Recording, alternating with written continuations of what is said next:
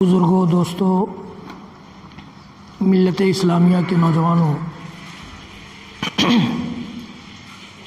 رب کائنات کا بے پایا فضل و احسان ہے کہ اس نے ہم سب کو ایک ایسی شریعت اور ایک ایسے دین سے نواز دیا ہے جو شریعت بڑی پاکیزہ اور جو دین بڑا صاف ستھرا ہے۔ اس دین کے کسی حصے میں یا اس دین کے ماننے والوں کی زندگی کے کسی حصے میں کوئی گندگی، کوئی غیر شرعی چیز، کوئی رسم یا رواج، کوئی بدعت یا خرافات، کسی بھی قسم کی گندگی کی کوئی گنجائش نہیں۔ اللہ رب العالمین نے اس دین کو نازل کیا ہے اور اس دین کی صفائی ستھرائی، پاکیزگی اور حفاظت کے لیے ایسا انتظام کیا ہے کہ دنیا چاہ کر بھی اس دین میں کسی قسم کا رد و بدل نہیں کر سکتی۔ اللہ رب العالمین نے جس فرشتے کو متعین کیا اس دین کو اس دنیا میں لے کر آنے کے لیے، اس کو امانت دار کہا ہے۔ نزل بہ الروح الامین، نزل بہ الروح الامین، کہ اس شریعت کو، اس دین کو اور اس دین کی بنیادی کتاب قرآن پاک کو نبی اکرم صلی اللہ تعالیٰ علیہ وسلم کے دل تک پہنچانے والی جو ہستی ہے وہ الروح اور الامین کی ہستی ہے۔ جبریل علیہ السلام کو اللہ تعالیٰ نے اس کے لیے منتخب کیا تھا، جن کو روح القدس کا لقب دیا گیا ہے اور جن کو امانت دار کہا گیا ہے۔ اور جس ہستی کے ذریعے اس دنیا میں اس دین کو پہنچانا تھا، وہ ہستی بھی اللہ رب العالمین نے ایسی چنی جس کے بارے میں خود اس نے سرٹیفائی کیا، جس کی تصدیق کی کہ میرا یہ نبی اتنا پیارا نبی ہے کہ اپنی خواہش سے کچھ نہیں بولتا، جو بولتا ہے اللہ کا دیا ہوا کلام ہوتا ہے، جو کرتا ہے اللہ کا حکم ہوتا ہے، جو سکھاتا ہے اپنے صحابہ کو وہ اللہ کا بتایا ہوا طور طریقہ ہوتا ہے۔ تو ظاہر ہے کہ جس دین کے لیے اس قسم کا انتظام کیا گیا ہو، اس دین کی صفائی ستھرائی، پاکیزگی اور اس کے انوکھا پن میں کسی بھی قسم کی گندگی کی کوئی آمیزش نہیں کی جا سکتی ہے۔ اللہ رب العالمین نے اس دین کے ماننے والوں کو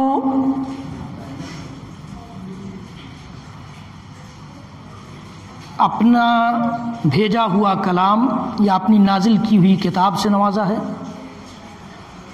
اور اسی کتاب کو عملی زندگی میں برت کر، عملی زندگی میں کر دکھلا دینے والے نبی سے نوازا ہے۔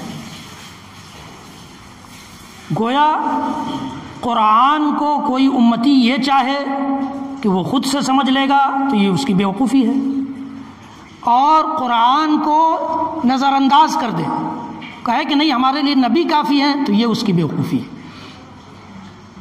اللہ رب العالمین نے دونوں کو لازم ملزوم کر دیا ہے، قرآن بغیر نبی کے نہیں اور نبی بغیر قرآن کے نہیں۔ وما ارسلنا من رسول الا بلسان قومه ليبين لهم فیضل اللہ من یشاء ویہدی من یشاء انا انزلنا الیک الذکر لتبین للناس ما نزل الیہم وَلَعَلَّهُمْ يَتَفَكَّرُونَ۔ اللہ تعالیٰ نے فرمایا کہ ہم رسول قوم کی زبان میں بھیجتے ہی اسی لیے ہیں۔ عربوں میں رسول بھیجنا تھا تو ہندی جاننے والے رسول کو نہیں بھیجا، یا اور جو دوسری زبانوں کے جاننے والے انبیاء اس دنیا میں آئے، جو جس زبان کی جاننے والی قوم تھی اسی زبان کا نبی بھی ان کے درمیان بھیجا گیا۔ اللہ تعالیٰ اسی حقیقت کو اس آیت کریمہ میں جو سورہ ابراہیم کی ہے واضح کرتا ہے کہ وَمَا أَرْسَلْنَا مِن رَّسُولٍ إِلَّا بِلِسَانِ قَوْمِهِ، ہم نے جو رسول بھی بھیجا ہے اس کائنات میں، اس چپے ارضی پر، اس کو اس کی قوم کی زبان میں بھیجا ہے۔ کیوں؟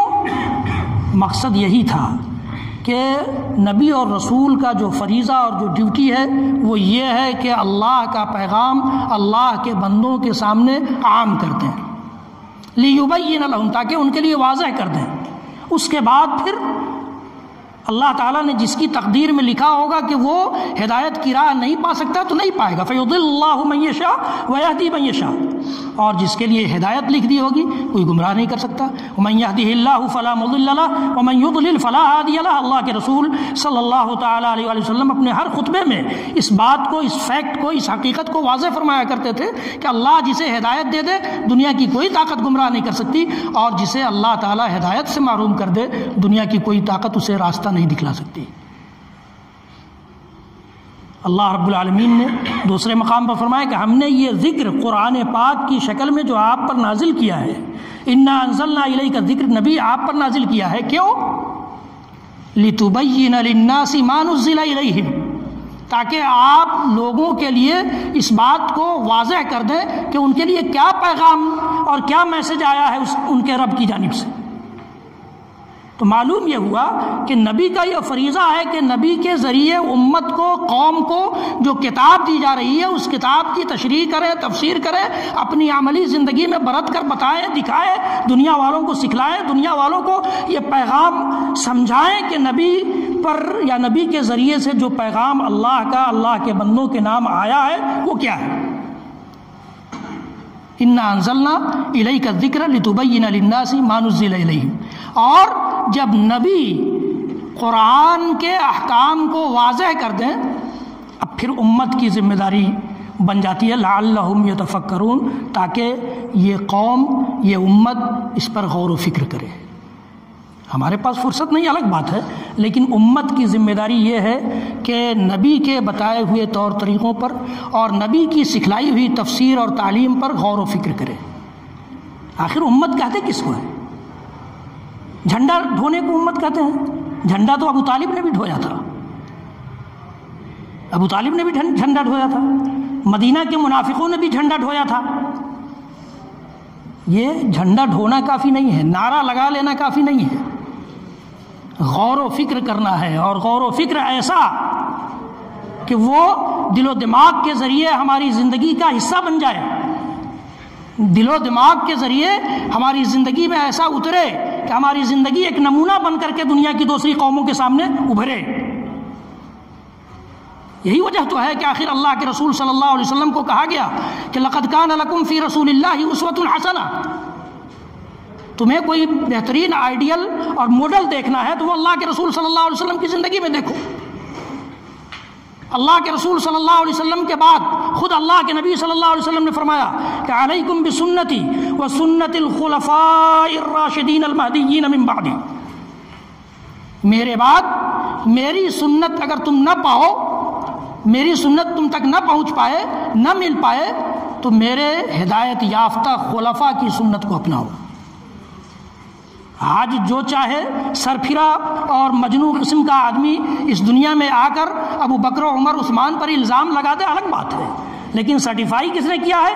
اس کائنات کے سب سے افضل ہستی نے سرٹیفائی کیا ہے، ابو بکر کو بھی سرٹیفائی کیا ہے، عمر کو بھی سرٹیفائی کیا ہے، عثمان کو بھی سرٹیفائی کیا ہے، علی کو بھی۔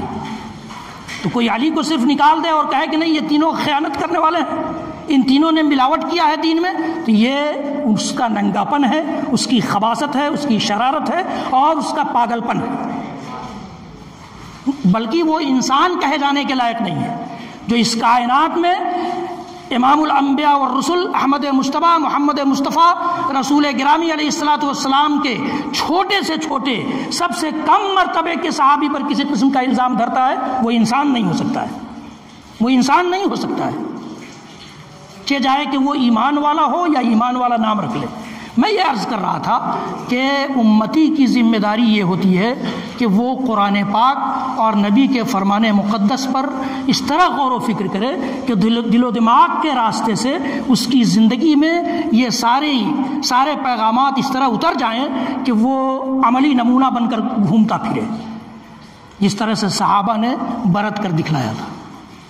صحابہ نے برت کر دکھلایا تھا۔ اس سے پہلے کی گفتگو میں آپ کو میں نے بتایا تھا کہ اللہ کے رسول صلی اللہ علیہ وسلم نے اپنی 4 بیٹیوں کی شادی کی، حضرت زینب، حضرت رقیہ، حضرت ام کلثوم اور حضرت فاطمہ۔ 3 بیٹیوں کی شادی اسلام سے پہلے ہو چکی تھی، اور ایک بیٹی کی شادی اسلام کے آنے کے بعد، بلکہ آپ کہیے کہ ہجرت والی زندگی، مدنی زندگی میں شادی ہوئی۔ اور اس شادی سے متعلق مورخین نے، سیرت نگاروں نے لکھا ہے صاف انداز میں، جب حضرت علی بن ابی طالب رضی اللہ تعالیٰ عنہ نے شادی کی خواہش ظاہر کی تو اللہ کے رسول صلی اللہ علیہ وسلم نے فرمایا کہ تمہارے پاس نان و نفقہ اور مہر میں دینے کے لیے کچھ ہے بھی؟ تو انہوں نے اپنا زرہ بیچا حضرت عثمان بن عفان رضی اللہ تعالیٰ عنہ کو، جو اس وقت کے مالدار تاجر تھے، ان کو بیچا تو انہوں نے اس کی قیمت بھی دی اور زرہ بھی لوٹا دی، یہ آپ رکھیے، اس کی قیمت لیجیے۔ اور اس قیمت میں سے آدھا انہوں نے مہر کا حصہ بنایا اور آدھا نبی پاک صلی اللہ علیہ وسلم کے حوالے کیا کہ آپ گارجین ہیں، آپ ہی ہم لوگوں کے رہنے سہنے کا انتظام کر دیجیے۔ اس کو جہیز کہا جا سکتا ہے آج کی کنسپٹ میں۔ فیصلہ آپ کے اوپر ہے۔ رات کی تاریکی اور رات کی تنہائی میں جب آپ ہوتے ہیں اور آپ کے دونوں کندھوں کا فرشتہ ہوتا ہے اور پھر آپ کے ساتھ کوئی نہیں ہوتا ہے، اور پھر جب آپ کی آنکھ بند ہو جائے تو اس کے بعد آپ کو پتہ بھی نہیں ہے کہ آپ کی آنکھ کھلے گی کہ نہیں کھلے گی، اس وقت سوچئے، غور کیجئے اور ایمانداری کے ساتھ، انصاف کے ساتھ یہ فیصلہ کیجئے کہ کیا اللہ کے رسول صلی اللہ علیہ وسلم نے حضرت علی اور فاطمہ کے گھرانے کے لیے جو سامانوں کا انتظام کیا تھا وہ آج کے کانسیپٹ کا جہیز ہے؟ فیصلہ آپ کو کرنا ہے، اور ہم جو کر رہے ہیں کیا اس کے لیے وہ آئیڈیل اور نمونہ ہے؟ یہ کہہ لینا کہ ہم رسول اکرم صلی اللہ علیہ وسلم کے امتی ہیں، یہ کہہ لینا کہ ہم رسول اکرم صلی اللہ علیہ وسلم سے محبت کرتے ہیں، یہ کہہ لینا کہ ہم رسول اکرم صلی اللہ علیہ وسلم پر ایمان رکھتے ہیں، یہ کہہ لینا کہ ہم رسول اکرم صلی اللہ علیہ وسلم کا کلمہ پڑھتے ہیں، بڑا آسان ہے۔ ما اسهل الکلام وما اصعب العمل، عربی کا ایک مقولہ ہے، مثل ہے کہ بات کر لینا بڑا آسان ہے، عمل کر لینا بہت مشکل ہے۔ اشہد ان محمد رسول اللہ جو ہم کہتے ہیں، یہ دیکھنے میں تو 3-4 الفاظ کا ایک جملہ ہے، لیکن واقعی ہم نے جملہ جس کانسیپٹ میں اردو میں استعمال ہوتا ہے، آج کل بہت استعمال ہوتا ہے میڈیا میں، تو وہ وہی جملہ ہم نے اس کو بنا دیا ہے، وہی جملہ بنا دیا بس۔ آخر کیا وجہ ہے کہ حضرت ابو ہریرہ رضی اللہ تعالیٰ عنہ، بلکہ حضرت بلال رضی اللہ تعالیٰ عنہ، اللہ کے نبی صلی اللہ علیہ وسلم کی وفات کے بعد بہت دنوں کے بعد جب مدینہ پہنچتے ہیں تو حضرت امیر المومنین عمر بن الخطاب رضی اللہ تعالیٰ عنہ کہتے ہیں کہ بلال آج تم اذان دو گے، تم اذان دو گے۔ بلال تیار نہیں ہوتے ہیں کہ نہیں میرے بس کا نہیں ہے، میں اللہ کے رسول صلی اللہ علیہ وسلم کے زمانے میں اذان دیا کرتا تھا، لیکن اب میں اذان نہیں دے سکتا، میری ہمت نہیں ہے، مجھے یاد آ جائے گی اللہ کے رسول کے دور کی۔ لیکن امیر المومنین کے بار بار اصرار کے بعد جب انہوں نے اذان دی تو پورا مدینہ سسکیوں سے گونج گیا۔ کیوں؟ کیا وجہ تھی؟ اور آج وہی اذان ہوتی ہے، اللہ کی بڑائی کا اعلان ہوتا ہے، اللہ کی توحید کی شہادت کا اعلان ہوتا ہے، اور اس کائنات کی سب سے افضل ہستی محمد عربی صلی اللہ تعالی علیہ وسلم کی رسالت کا اعلان ہوتا ہے، اور انہی کے سکھلائے ہوئے یہ کلمات مؤذن ہمارے کانوں تک پہنچانے کا فریضہ انجام دیتا ہے کہ حی علی الصلاح حی علی الفلاح، نماز کی طرف آؤ، کامیابی کی طرف آؤ، اور پھر اللہ کی بڑائی اور اللہ کی توحید کے ساتھ اذان کو ختم کر دیتا ہے، پوری اذان ختم ہو جاتی ہے، لیکن ہماری زندگی میں کوئی تبدیلی نہیں آتی۔ کیوں؟ اس لیے کہ ہم نبی اکرم صلی اللہ علیہ وسلم سے محبت کرتے ہیں۔ اگر ایسا دعویٰ کیا جائے، پوری دنیا کے سارے انصافور لوگوں کو بیٹھا دیجئے اور وہاں یہ کہیے کہ ہم اپنے نبی کی کوئی بات ماننے کے لیے تیار نہیں، لیکن پھر بھی ہم ان سے محبت کرتے ہیں۔ سارے لوگ آپ کی پیٹھ تھپتھپائیں گے کہ نہیں سچے محبت کرنے والے ہیں۔ لو کان حبک صادقا لاطعتہ، عربی کا شاعر کہتا ہے لو کان حبک صادقا لاطعتہ فإن المحب لمن يحب مطیع، تمہاری محبت سچی ہوگی تو تم بات مانو گے، اس لیے کہ محبت کرنے والا جس سے محبت کرتا ہے اس کی بات مانتا ہے۔ انصاف آپ کے اوپر ہے۔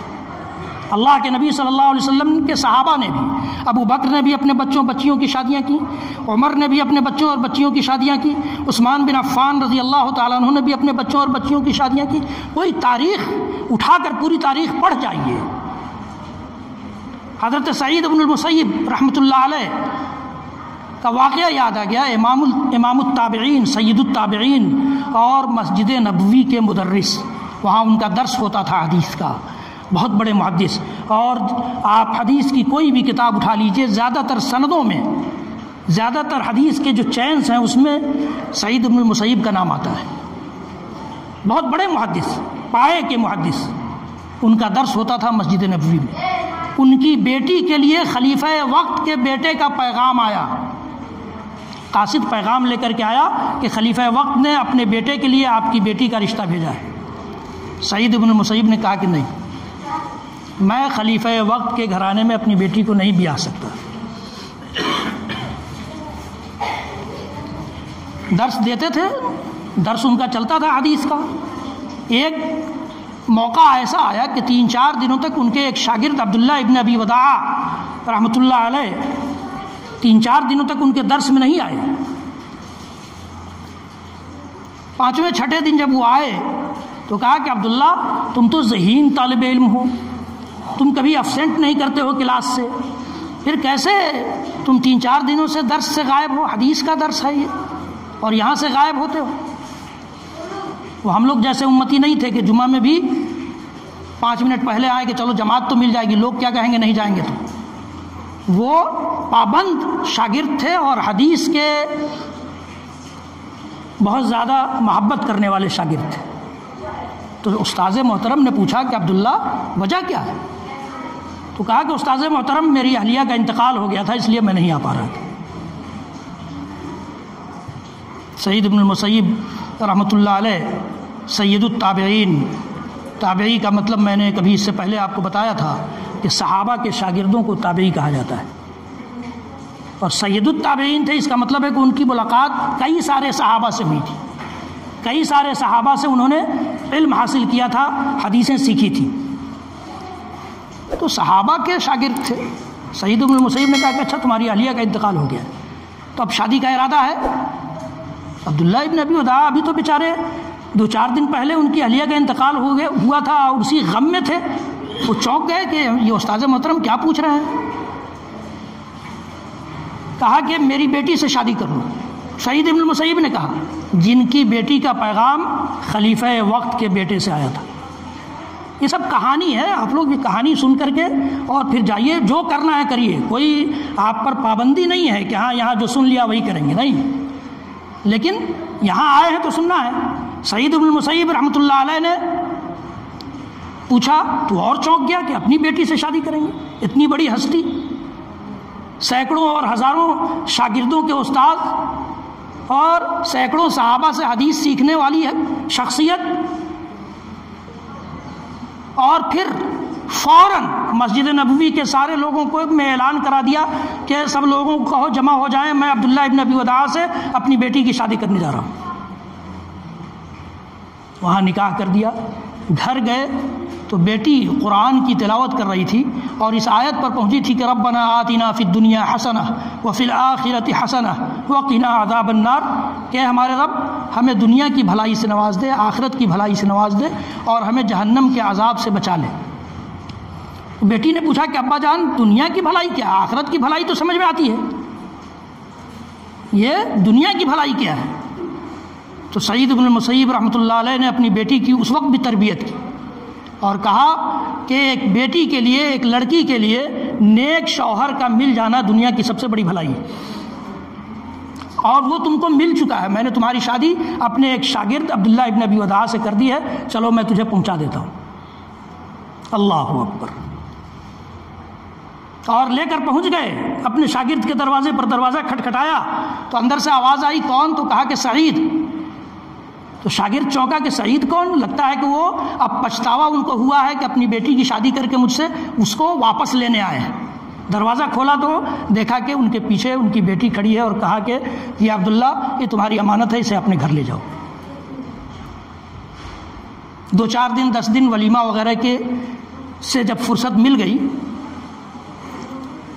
تب عبداللہ ابن ابی وداع نے کہا کہ اب میں استاذ محترم کے درس میں پھر حاضری دینا شروع کروں. گھر سے نکلنے لگے تو بیوی نے کہا کہ کہاں جا رہے ہیں؟ کہا کہ استاذ محترم کے درس میں. کہا کہ استاذ محترم سے جو درس، جو حدیث، جو تفسیر آپ سیکھتے تھے اب آپ کو میرے پاس ملے گا، آپ کو وہاں جانے کی ضرورت نہیں ہے. آپ کے استاذ محترم کا سارا علم میرے پاس بھی ہے.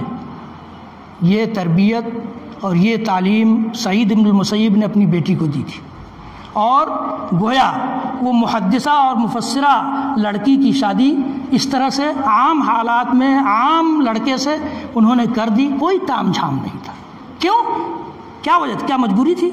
خلیفہ وقت کے یہاں سے رشتہ تو آیا تھا، لیکن ان کے سامنے اپنے اساتذہ صحابہ کرام کا، ان کے سامنے اس کائنات کے امام جن کا کلمہ انہوں نے پڑھا تھا، ان کی پوری ہستی موجود تھی. وہ حدیثوں کے راوی تھے. حدیثوں میں انہوں نے پڑھا تھا کہ اللہ کے رسول صلی اللہ علیہ وسلم نے کہا ہے کہ سب سے بابرکت نکاح وہ ہوتا ہے جس میں کم سے کم خرچ ہو. یہ پڑھا تھا انہوں نے. سعید بن المسیب رحمۃ اللہ علیہ نے ایسی شادیاں کی. آپ سوچیں گے 1300 سال پہلے کی بات یہ کر رہا ہے، کیسا مولوی ہے، کس طرح کا قصہ سناتا ہے. ابھی چند سالوں پہلے کی بات ہے. سیوان میں ایک صاحب نے اپنی لڑکی، اکلوتی لڑکی کی شادی صرف اس لیے کہ وہ لڑکا دیندار تھا اور جامعہ اسلامیہ مدینہ منورہ کا طالب علم تھا، اس سے 500-600 کلومیٹر دور نیپال کے بارڈر پر رہنے والے لڑکے سے کر دی. اور وہ لوگ 4-5 لوگوں کے ساتھ آئے. دعوت سینٹر ہے سیوان میں، مظہر الحق کالونی میں، وہاں نکاح ہوا. اور انہوں نے اس سے پہلے کسی کو دعوت نہیں دی تھی، کوئی کارڈ نہیں چھپوایا تھا. ان کے ایک بڑے قریبی رشتہ دار نے 25,000 روپیہ لا کر کے مٹھی میں دینا چاہا تو کہا کہ نہیں مجھے اس کی ضرورت نہیں ہے، میرے پاس جتنا ہے میں اسی کا مکلف ہوں، اسی میں سے جو چاہوں اپنا خرچ کروں. اس شادی میں آپ کو دینے کی ضرورت نہیں. ان کا لوٹا دیا. بہت سے رشتہ دار ناراض ہو گئے کہ یہ کون سی شادی کر رہا ہے. اور نکاح کے بعد انہوں نے کہا کہ جو لوگ یہاں حاضر ہیں وہ میرے دروازے پر چلیں، جو کچھ بنا ہے وہ کھا پی کر جائیں گے. ایسا نہیں ہے کہ اس دور میں اللہ کے نیک بندے ایسے نہیں ہیں، یا ہم اور آپ ہمت کریں تو ہمارا کوئی ساتھ دینے والا نہیں. ایسا نہیں ہے. میرے ایک دوست ہیں، انہوں نے اپنے بھائی کی شادی کی. ہم لوگ تو ٹال دیتے ہیں بھائی کا مسئلہ، اس لیے ہم اس میں کچھ نہیں کر سکتے ہیں.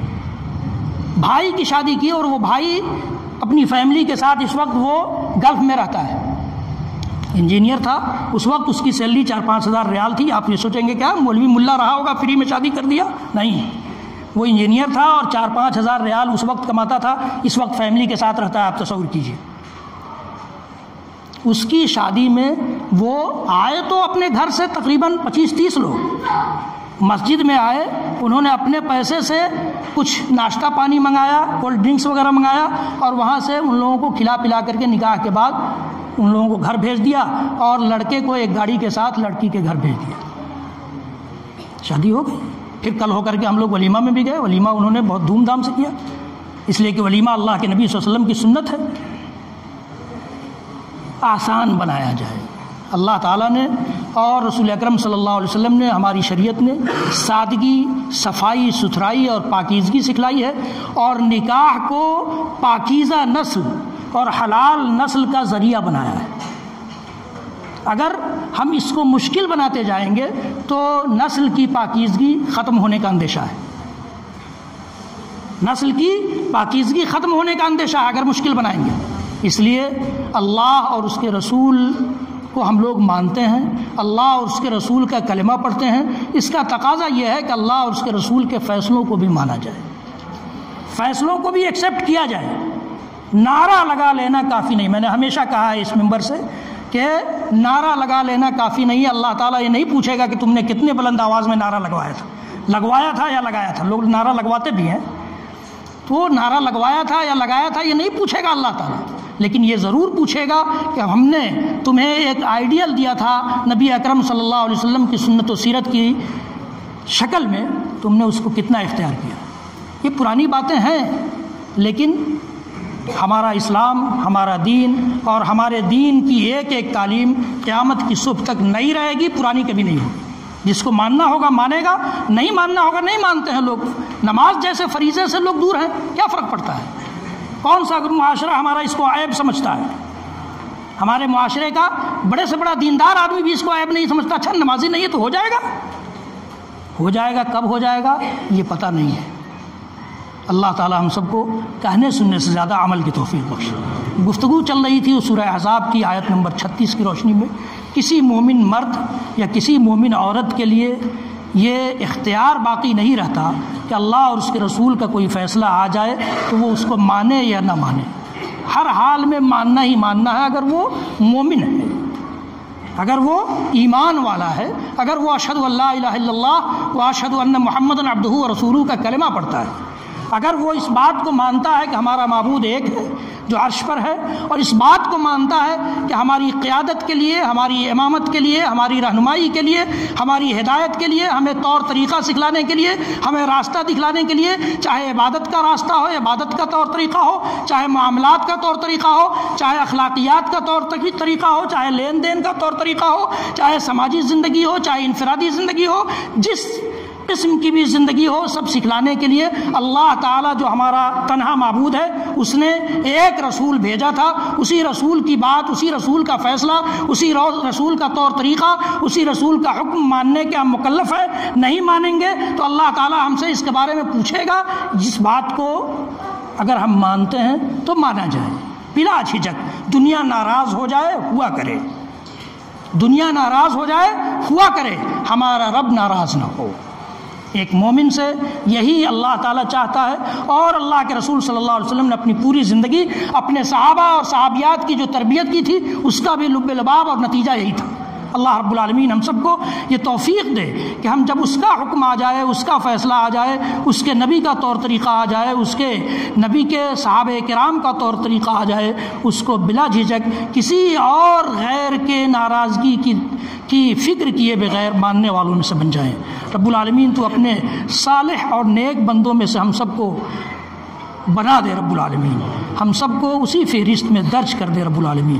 رب العالمین تو اپنے خاص فضل و کرم سے ہم سب کو ایسے کام اور ایسی باتوں کی توفیق دے دے جس کو تو پسند کرتا ہو، جس سے راضی ہوتا ہو، اور ایسے سارے کاموں سے اور ایسی ساری باتوں سے ہم سب کو دور کر دے جس کو تو ناپسند کرتا ہو اور جس سے ناراض ہوتا ہو۔ رب العالمین دنیا میں جہاں جہاں بھی مسلمان پریشان حال ہیں ان کی پریشانیوں کو دور فرما دے۔